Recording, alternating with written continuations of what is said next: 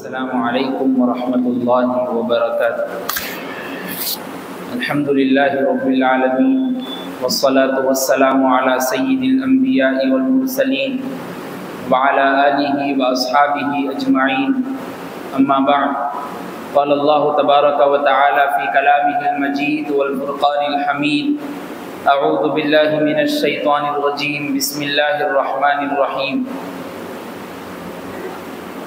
یا ایہا الذین آمنوا قوا انفسکم واہلیکم نارا وقودها الناس والحجارہ، صدق اللہ العظیم۔ قال النبی صلی اللہ علیہ وسلم کلکم راع وکلکم مسئول عن رعیتہ، او کما قال علیہ الصلاۃ والسلام۔ اللہم صلی وسلم وبارک علی سیدنا محمد وبارک وسلم۔ اللہم صلی وسلم وبارک علی سیدنا محمد وبارک وسلم۔ اللہم صلی وسلم وبارک علی سیدنا محمد وبارک وسلم۔ معزز سامعین کرام، محترم بزرگوں اور دوستوں، گھروں میں بیٹھ کر سننے والی معزز خواتین اسلام، انگریزی مہینے کے اعتبار سے ماہ اپریل ایک مہینہ ایسا ہے جس میں بچوں کے اگزام اور امتحانات ہوتے ہیں۔ اس کے بعد بچوں کو 1.5-2 ماہ کی تعطیلات اور ہالیڈیز دیے جاتے ہیں، اور اس سمر ویکیشن میں تقریباً کئی بچے اور ان کے گھر والے اور ماں باپ اور رشتہ دار اور نیبرز خوب مل جل کر عام تفریح یا کہیں فارم ہاؤس یا کہیں گھومنے کے لیے پارک کی جگہ کو منتخب کر کے چلے بھی جاتے ہیں۔ ٹھیک ہے، جانے میں کوئی قباحت کی بات نہیں ہے، لیکن یہ بات بھی ضرور یاد رکھنی چاہیے کہ وقت اور وقت سے زیادہ کوئی چیز امپورٹنٹ نہیں ہے۔ ٹائم ایک ایسی چیز ہے جس کو نہ بیچا جا سکتا ہے نہ خریدا جا سکتا ہے۔ وقت ایک ایسی شے ہے جس کے جانے کے بعد ہی افسوس ہوتا ہے، جس کے گزرنے کے بعد ہی ہاتھ ملنا پڑتا ہے، جس کے دنیا اور زندگی سے اور اپنے ہسٹری اور لائف سے ختم ہونے کے بعد ہی افسوس اور رنج اور غم کا اظہار ہوتا ہے۔ جب تک ہمارے پاس وقت موجود ہے تب تک ہم افسوس نہیں کرتے۔ اور یہ جو 1 مہینہ 1.5 مہینے کا وقت بچوں کو ہالیڈیز کے نام پر دیا جاتا ہے، اس کو اگر سوچا جائے، گرمائی تعطیلات کا اگر اندازہ لگایا جائے، تو ان تعطیلات میں، ان ہالیڈیز میں بچوں کی دینی تربیتی انداز میں مناسبت سے ان کے سامنے بیٹھ کر یا کسی اور جگہ بھیج کر ان کی تربیت کی جا سکتی ہے۔ اس سلسلے میں ماں باپ اور والدین اور پیرنٹس کی ذمہ داری بہت بڑی عائد ہو جاتی ہے، اور یہ بات بھی یاد رکھ لینی ضروری ہے کہ آج کے بچے کل کا معمار ہے، آج کے بچے کل کا نوجوان ہیں، آج کے بچے کل کے آپ کے گھر اور خاندان کو سنبھالنے والے ہیں، آج کے بچے کل آپ کے بڑے بن کر آپ کی طرف سے بات کرنے والے ہیں۔ اور جب یہ بچے کی تربیت ایک بہترین انداز میں کی جائے گی، اور اس کی تربیت کا ایک موقع جو ہم کو ملا ہے، جو فراہم کیا گیا ہے، اس کا اندازہ اگر ہم لگا کر صحیح ترتیب سے اس کو نبھائیں گے اور اس وقت کو عمل پیرا کر کر دوسروں کو رول ماڈل بنا کر اپنی زندگی میں لے آئیں گے، تو یاد رکھیے وہی بچہ آپ کے خاندان کا نام روشن کرنے والا بنے گا، وہی بچہ ان والدین کی روشنی اور چراغ کا سبب بنے گا، وہی بچہ آنے والے مستقبل اور فیوچر میں ایک دیش کے لیے، ہندوستان کے لیے، مسلمانوں کے لیے ایک ایسا انتخاب کرنے والا بنے گا، چاہے وہ سیاسی لائن سے ہو، چاہے وہ سماجی لائن سے ہو، چاہے وہ سائنسی ایجادات کے لحاظ سے ہو، چاہے کسی بھی اعتبار سے ہو۔ اگر بچے کی تربیت ذہنی طور پر، اصطلاحی طور پر، اس کی صلاحیت کو ابھارنے کے طور پر، اس کی فکری انداز کو ابھارنے کے طور پر، نکھارنے کے طور پر کی جائے تو وہی بچہ قوم کا معمار بن کر دکھائی دے گا۔ تو یہ جو سمر ویکیشن ہوتا ہے، یہ جو ہالیڈیز دیے جاتے ہیں، یہ 1-1.5 مہینے کا وقت ہوتا ہے۔ اس میں ہم کو چاہیے کہ ہم اس 1.5 مہینے کے وقت کو تفریح کے ساتھ ساتھ، گھومنے پھرنے کے ساتھ ساتھ، لائف کو انجوائے کرنے کے ساتھ ساتھ ہم اپنی زندگی میں یہ بات بھی دیکھنی ضروری ہے کہ یہ دنیاوی زندگی تو باقی رہنے والی نہیں، اصل میں اخروی زندگی ہے، آخرت کی فکر کرنی ہے۔ اگر بچہ نوجوان ہو گیا، بچہ بڑا ہو گیا، اس کو سمجھا بجھا کر دین کی دعوت کے لیے، دین کے کام کے لیے تبلیغ پر بھیج دیا گیا۔ بچہ اگر بڑا ہو گیا، سمجھدار ہو گیا، نوجوان ہو گیا، کسی عالم کے پاس، کسی مفتی کے پاس روزانہ کچھ سیکھنے کے لیے بھیجا جائے۔ اگر بچہ چھوٹا ہے، ابھی اتنا ہوش نہیں ہے، روزانہ مسجد کو، جہاں کہیں بھی سمر کیمپ چلتا ہو، جہاں کہیں بھی عقائد سکھائے جاتے ہو، دینی باتیں سکھائی جاتی ہو، دعائیں سکھائی جاتی ہو، وہاں پر بچوں کو بھیج کر ان سمر ہالیڈیز سے فائدہ اٹھانا چاہیے۔ یہ ماں باپ کی اولین ذمہ داری ہے، اور والدین کی ذمہ داریاں کئی بچوں پر عائد ہوتی ہے۔ 4 ذمہ داریاں جو مناسب معلوم ہوا کہ بیان کیے جائیں۔ سب سے پہلی ذمہ داری تو یہ ہے کہ جب بچہ پیدا ہوتا ہے تو پیدا ہونے کے بعد بچے کے دائیں کان میں اذان، بائیں کان میں اقامت کہی جائے، اور بچے کا ایک اچھا اور درست نام جس کا معنی بہتر ہو، جو اسماء حسنہ میں سے ہو، جو محمد الرسول اللہ صلی اللہ علیہ وسلم کے ناموں میں سے ہو، جو صحابہ اور صحابہ کرام کے ناموں میں سے ہو، تابعین، تابعین کے ناموں میں سے ہو، اولیاء، علماء، صلحاء، شہداء کے ناموں میں سے ہو۔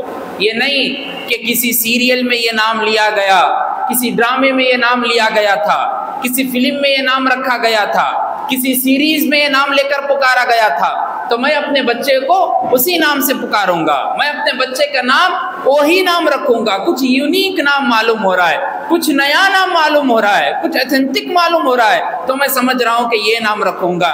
نہیں، وہی نام کا اثر آپ کے بچے پر بھی جوانی اور بچپن کے لحاظ سے ہی پڑتا رہے گا۔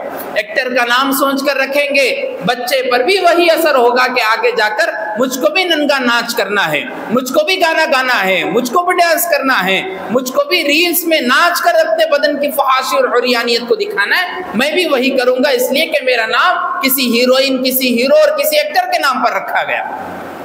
آپ اس کا نام کسی صحابی یا کسی بہادر کے نام پر رکھیے، کسی تابعین، کسی اولیاء اللہ کے نام پر رکھیے، پھر وہ صفتیں ان ناموں کی بچوں میں جذب ہوگی۔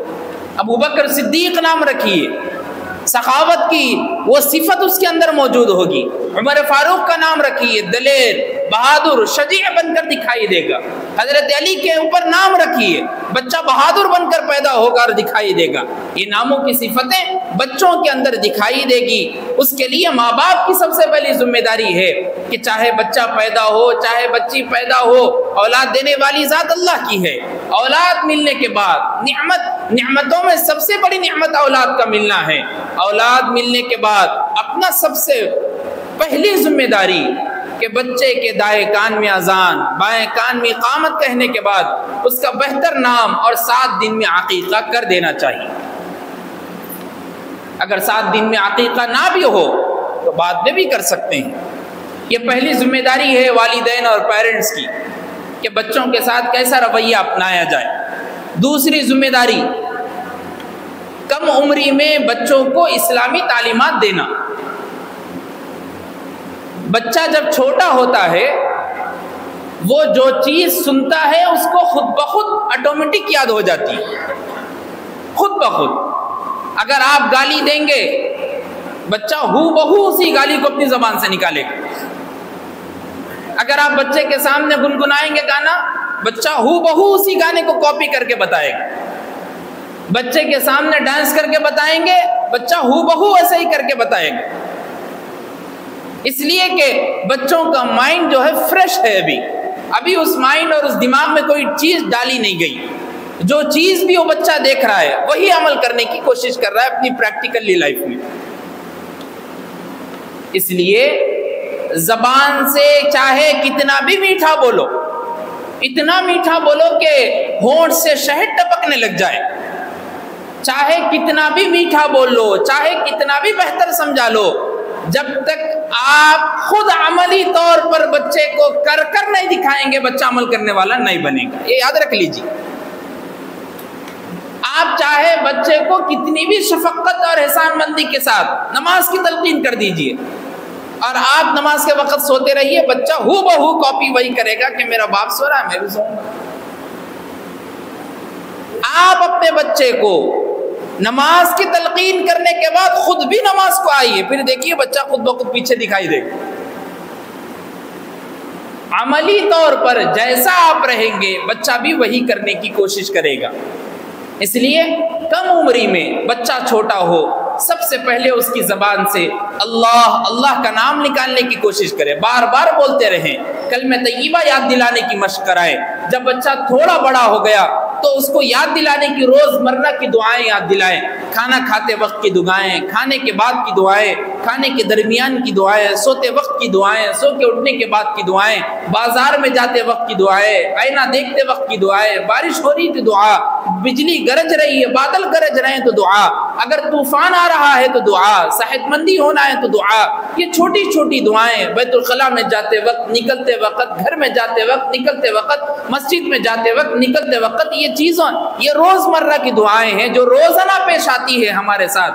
بچوں کو چھوٹے رہتے جب سے ہی ان دعاؤں کو یاد دلانے کی ماں باپ کی ذمہ داری ہے کہ کوشش کریں. تیسرا کام جو کرنے کا ہے، خاص طور پر بچوں کو سچ بولنے کے عادی بنائیں. یہ ماں باپ کا اولین فریضہ ہے کہ بچوں کو جھوٹ سے بچائے رکھیں. یہی بچہ آج جھوٹ بولے گا تو کل ڈاکو نظر آئے گا. یہی بچہ آج جھوٹ بولے گا کل غنڈا بن کر دکھائے گا. یہی بچہ آج جھوٹ بولے گا کل کسی کا قتل کر کر جھوٹ بولے گا. یہی بچہ آج جھوٹ بولے گا کل کسی کے گھر میں چوری کرے گا. یہی بچہ آج جھوٹ بولے گا تو ماں باپ کو جوانی کی عمر میں جھوٹ بول کر دھابوں کو جاتے ہوئے لاری کے نیچے آ جائے گا. یہی بچہ آج جھوٹ بولے گا تو کل نوجوانی کی حالت میں ماں باپ کو جھوٹ بول کر سوئمنگ کرتے ہوئے یا تالابوں میں یا کہیں ڈیموں میں جا کر پھر واپس نہیں آئے گا. یہ چھوٹے رہتے وقت ہی اپنے بچوں کو سچ بولنے کے عادی بنانے کی ضرورت ہے. اور سچ بولنے کے لیے سب سے پہلی ذمہ داری ہے کہ خود سچ بولیں. باپ تو ایسا ہوتا ہے کہ اندر بیڈ پہ سو کے ہے، کوئی اگر بیل مار دیے، کھٹکا مار دیے، بچے کو بول کے بھیجتا ہے جاؤ ابا نہیں ہے بولو جا کے باہر. پھر بچہ کیا سیکھے گا؟ بچہ بھی وہی سیکھیں گا بڑا ہونے کے بعد. امی کو بولیں گا کہ دوست ہے تو بول دو نہیں ہوں میں گھر پہ ابھی. کس سے سیکھے بیٹا؟ ابا سے سیکھا، ابا ایک مرتبہ ایسا ہی بولے. اس لیے معزز دوستو، عزیزان گرامی، والدین کی ذمہ داری ہے کہ بچوں کو سچ بولنے کے لیے خود بھی سچ بولنا ہے، کبھی جھوٹ نہیں. ان کے ساتھ نرمی اور شفقت کے ساتھ برتاؤ. ان چھٹیوں میں، ان ہالیڈیز میں بچوں کو صبر، بچوں کو تحمل، بچوں کو برداشت، بچوں کو اپنے اخوت اور بھائی چارگی کا سبق، اپنے رشتہ داروں سے مل جول، اپنے آس پڑوس سے مل جول. کئی بچے ایسے ہیں جن کو آج تک یہ بھی نہیں معلوم ہے کہ پھوپھیاں کتنی ہیں، ماموں کتنے ہیں، خالائیں کتنی ہیں، چاچائیں کتنے ہیں، کچھ نہیں معلوم.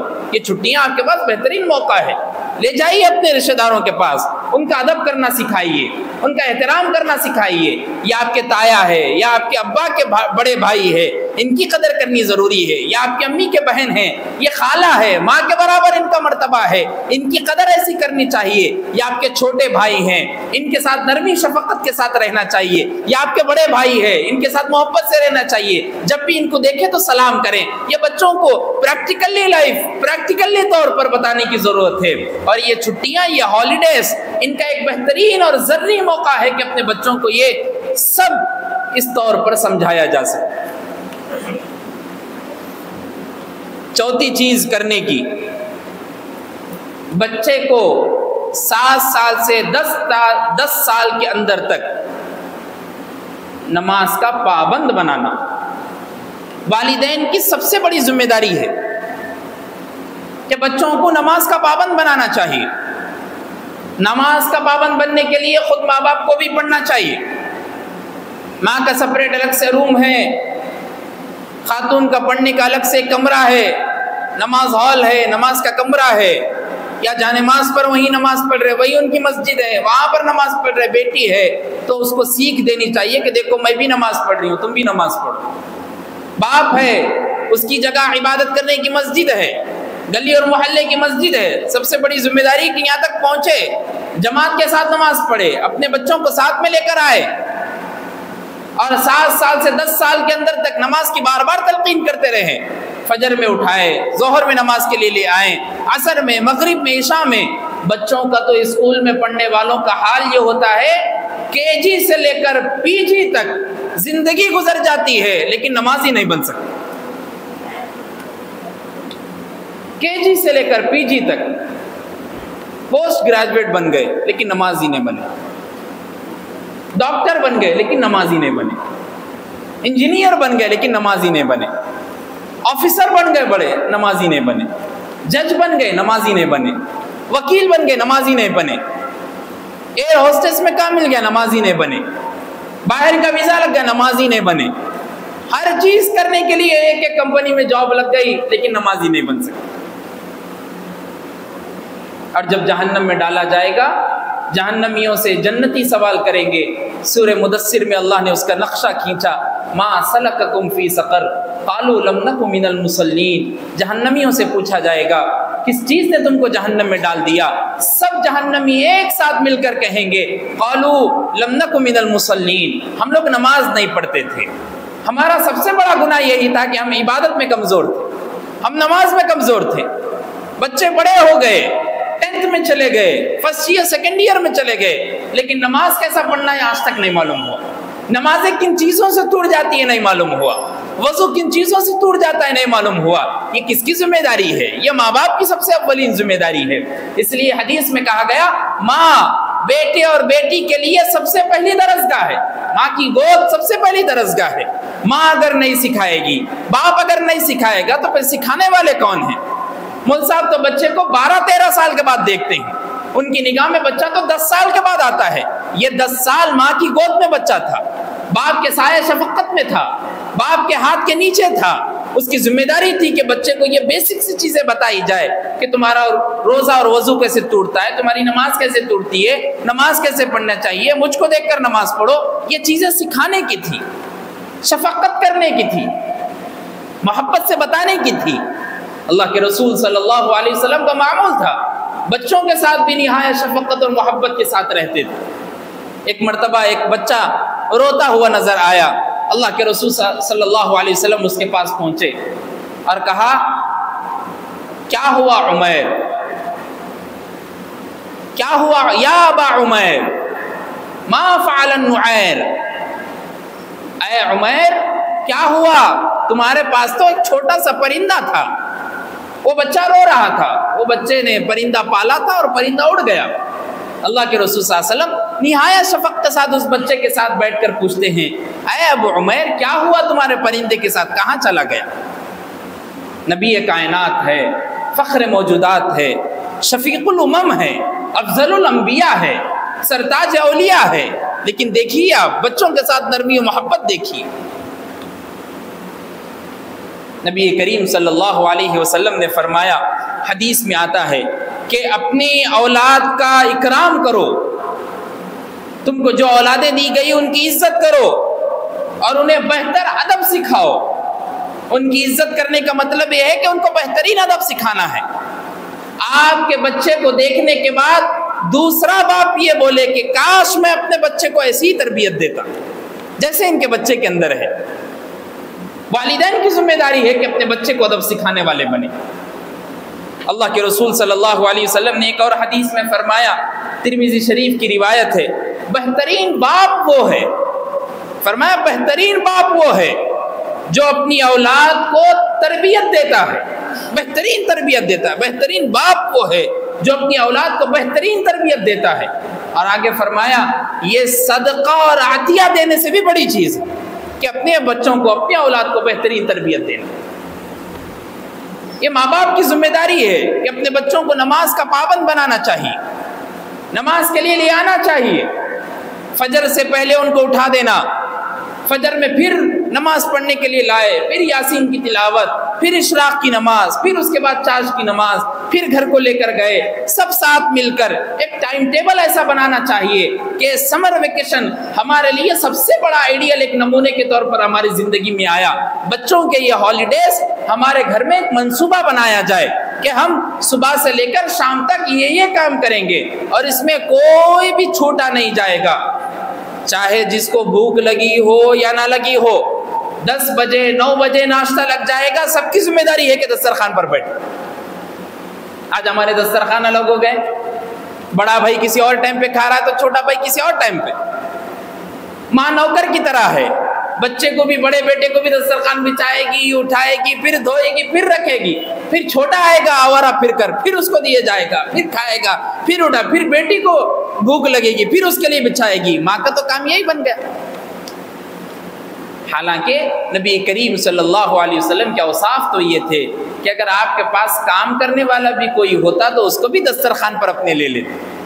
حضرت انس رضی اللہ تعالیٰ عنہ فرمایا کرتے ہیں کہ میں نے 10 سال اللہ کے رسول صلی اللہ علیہ وسلم کی خدمت کی، آپ کے پاس آپ کی خدمت میں رہا، لیکن نبی نے ایک مرتبہ بھی مجھے اف بھی نہیں کہا کہ انس یہ کیوں کیا، یہ کیوں نہیں کیا، یہ کرے تو کیوں کرے، یہ کیوں نہیں کی، ایک مرتبہ بھی۔ یہ تو بہت دور کی بات ہے، اف بھی نہیں۔ نبی کریم کے اخلاق اور ہمارے اخلاق، ہمارے ایڈیل اور ہمارے ماڈل تو ایسے ہیں، اور ہمارے اخلاق تو ایسے ہیں کہ سالن بھی بہتر ہو، کھانا بھی بہتر ہو تو اس میں بھی نام نکالیں گے اور نقص نکالیں گے۔ اس لیے معزز دوستو، ہماری ذمہ داری بنتی ہے کہ ہم اپنے دسترخوان کو علیحدہ نہ کریں، بلکہ ایک ساتھ بیٹھ کر 3 ٹائم ایک ساتھ بیٹھ کر کھانا کھائیں، اپنی محبت کو اجاگر کرے، اپنے دلوں میں نفرتوں کو ختم کرے، بہنوں بھائیوں کے پاس جایا کرے۔ کئی سال گزر گئے، 3 2 سال ہو گئے، بھائی بہن سے بات نہیں کر رہے، پراپرٹی کے لیے، زمین جائیداد کے لیے، گھر کے لیے، باپ کی زمین جو چھوڑ کر چلی گئی، وراثت میں جو تقسیم ہونی تھی اس کے لیے لڑائی چل رہی ہے۔ 3 سال گزر گئے، بچے بڑے ہونے کے قریب ہو گئے اور بچوں کو آج تک نہیں معلوم کہ پھوپھو کہاں ہیں، بچوں کو آج تک نہیں معلوم کہ ماموں کہاں ہیں۔ ان سے ملائیے، محبتوں کو پیدا کیجئے۔ یہ سمر ویکیشن اس کا سب سے بڑا حل ہے کہ 1.5 مہینہ 1 مہینے کا ٹائم بچوں کو جیسے گھمانے کے لیے، تفریح کے لیے لے جاتے ہیں، ویسے ہی دینی تربیت کے لیے مسجد کو بھی بھیجا کریں۔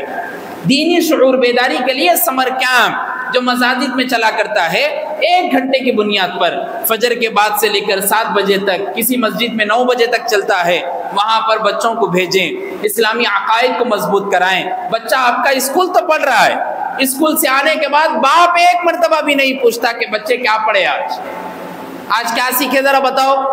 بہت کم ماں باپ اللہ ماشاءاللہ ہوں گے۔ اکثر تو یہ حال ہے کہ بھائی ٹیوشن لگا دیے، اسی ٹیوشن میں باجی یا ٹیچر یا مول صاحب پوچھ لیں گے ان کا انہوں حل، حالانکہ اولاد آپ کی ہے، آپ کے لیے سرمایہ ہے، آپ کے لیے جنت میں لے جانے کا ذریعہ ہے۔ اللہ کے رسول صلی اللہ علیہ وسلم نے فرمایا 3 چیزیں مرنے کے بعد بھی باقی رہتی ہیں، اس میں سے ایک آپ کی اولاد ہے جس کو آپ نے پیدا کیا اور جس کو آپ نے بہترین علم دیا، اور وہ علم او علم ينتفع به، جس سے صرف نفع ہی ہو سکتا ہے، نقصان نہیں ہو سکتا۔ اور نفع دنیاوی پڑھائی سے زیادہ دینی پڑھائی میں ہے۔ دنیاوی پڑھائی چاہے جتنا بھی پڑھ لے، اس سے بیسٹ اس کو مل کر دنیا میں کوئی اور دکھائی دے گا۔ ڈاکٹر چاہے کتنا بھی بڑا بن جائے، اس سے بڑا ڈاکٹر تو رہتا ہی ہے، لیکن عالم سب ایک جیسے ہوتے، سب کو ایک ہی کتابیں پڑھائی جا رہی، سب کو وہی قرآن کی تفسیر سمجھائی جا رہی۔ وہ الگ بات ہے کہ کسی کی زبان میں اللہ بہت تاثیر دے دیے، کسی کے ہاتھ اور قلم میں تاثیر دے دیے، کسی کی نگاہوں میں تاثیر آ گئی، کسی کی مسکراہٹ میں تاثیر آ گئی، کوئی اپنے کلام سے نہیں اپنے اعمال سے کسی کو آراستہ اور پیراستہ کر لیتا ہے، وہ الگ بات ہے، لیکن عالم کے لیے سب کو ایک ہی کتابیں پڑھائی جاتی، وہی کلمہ طیبہ یاد دلایا جاتا ہے بچوں کو۔ تو آپ کی ذمہ داری یہ بنتی ہے کہ ان مسجد تک بچوں کو بھیجا کرے، بچوں کو اسلامی عقائد سکھایا کرے، بچوں کے عقائد کو مضبوط کیا کرے، ورنہ یاد رکھے یہی بچے اگر عقائد کو نہیں سیکھیں گے، اسلامی اہم باتوں کو نہیں سیکھیں گے، تو ان کی ویٹنگ میں وہ گوہر شاہی کا فتنہ بھی ہے، ان کی ویٹنگ میں وہ احمدیت کا فتنہ بھی ہے، ان کی ویٹنگ میں عیسائی اور کرسچنز کے کام کرنے والے مضبوط ادارے بھی ہیں، ان کی ویٹنگ میں کام کرنے والے ایسے لوگ بھی ہیں دین کے لٹیرے، جو دین کا بیس پہن کر داڑھی اور ٹوپی رکھ کر شکیلی بن کر احمدی بن کر اپنے آپ میں رہ کر اپنے گلی کوچوں میں اپنے پلاٹوں میں اپنے اپارٹمنٹ میں رہ کر آپ کے دین پر ڈاکہ ڈال کر آپ کو چوری کرنا سکھا رہے ہیں۔ ان لوگوں سے بچانے کے لیے اپنے بچوں کو صحیح طور پر دینی عقائد سکھانے کی ضرورت ہے۔ بچہ بڑا ہو گیا، بھیجیے دین میں، اللہ کے راستے میں بھیجیے، محنت کرنے میں، گاؤں دیہات میں بھیجیے بچوں کو، تاکہ دیکھ کر سیکھے کہ ان گاؤں والوں میں اور میرے میں فرق کیا ہے۔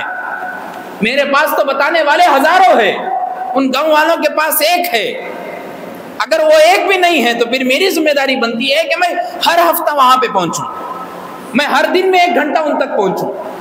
کئی گاؤں دیہاتوں میں عالم یہ ہے، ہم نے اپنی آنکھوں سے دیکھا ہے کہ کلمہ طیبہ بھی صحیح سے یاد نہیں رہے۔